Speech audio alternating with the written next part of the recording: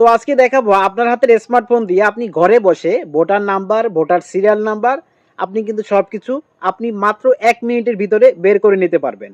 আপনি যদি ঘরে বসে আপনার সিরিয়াল নাম্বার, ভোটার নাম্বার যদি বের না করে, সেক্ষেত্রে আপনাকে ভোট কেন্দ্রে তাড়াতাড়ি যেতে হবে। সেখানে গিয়ে অনেক খোঁজাখুঁজি করতে হবে, অনেক ঝামেলার সম্মুখীন হবেন।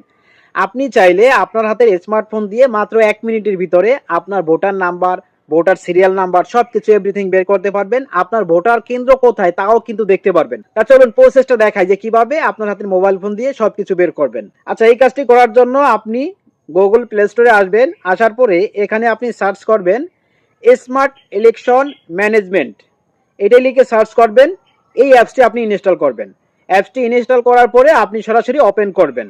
দেন এখান থেকে ইংলিশ এবং বাংলা ভার্সন আপনি সিলেক্ট করতে পারেন। দেন আমি ইংলিশটা সিলেক্ট করে দিলাম। আচ্ছা, এখানে আসার পরে এই যে ন্যাশনাল পার্লামেন্ট ইলেকশন, জাস্ট এইখানে সিলেক্ট করবেন। আচ্ছা, তারপরে এখানে নিচে দেখতে পাচ্ছেন একটা সার্চ আইকন, এই সার্চ আইকনে ক্লিক করবেন। আচ্ছা, এখন এখানে আপনার এনআইডি কার্ডের নাম্বারটি বসিয়ে দেবেন, তারপরে ডেট অফ বার্থ বসিয়ে দেবেন। আচ্ছা, এখন জন্ম তারিখ বসিয়ে দেবেন। প্রথমত এখানে সাল সিলেক্ট করবেন, তারপরে মাস, তারপরে দিন, তারপরে এখানে নিচে ওকে অপশনে ক্লিক করবেন। আচ্ছা, এখন নিচে দেখতে পাচ্ছেন সার্চ আইকন, এই সার্চ আইকনে ক্লিক করবেন। সাথে সাথে আপনার ভোটার নাম্বার এবং সিরিয়াল নাম্বার চলে আসবে।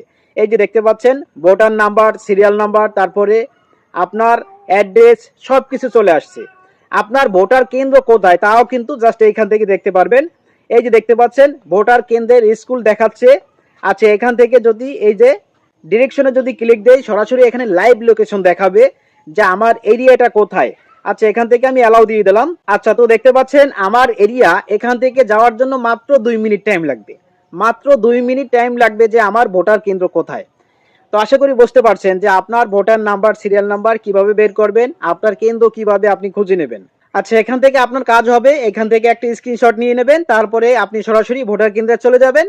দেন সরাসরি আপনি এখান থেকে ভোটার নাম্বার, সিরিয়াল নাম্বার দেখিয়ে আপনি কিন্তু স্লিপ নিয়ে সরাসরি ভোট দিয়ে তাড়াতাড়ি চলে আসতে পারবেন। ভিডিও ভালো লাগলে অবশ্যই শেয়ার করে সবাইকে দেখার সুযোগ করে দিবেন।